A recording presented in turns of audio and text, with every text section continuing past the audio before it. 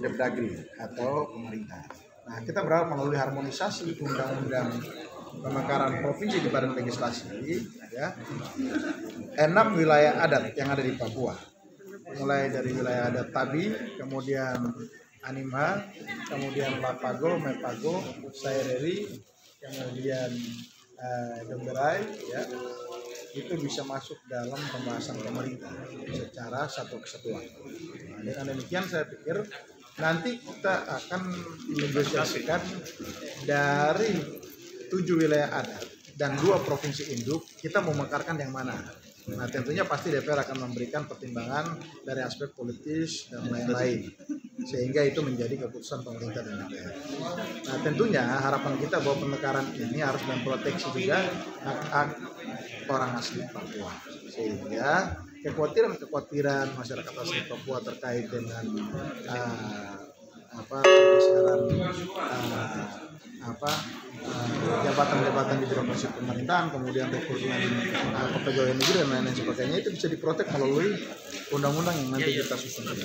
Tentunya Papua kita harus membuat lebih spesifik dan khusus supaya mengikat, sehingga siapapun yang nanti melaksanakan amanat dan tugas pemerintahan di daerah berdasarkan perintah undang-undang melaksanakan amanat itu secara konsisten, dan masyarakat pun juga punya ruang untuk mengawasi karena ada aturan. Nah, sehingga proteksi yang dimaksud benar-benar haknya akan diberikan juga oleh pemerintah kepada masyarakat dan bisa dibagi sampai ke masyarakat yang memang sangat membutuhkan untuk mengakses berbagai macam dampak kebijakan untuk pembangunan maupun juga ketersediaan lapangan pekerjaan. Nah, kekhawatiran inilah yang membuat situasi di Papua juga bergejolak. Prinsipnya bahwa orang di Papua inginkan pemekaran ini ke depan bisa menyediakan lapangan pekerjaan bagi orang asli Papua.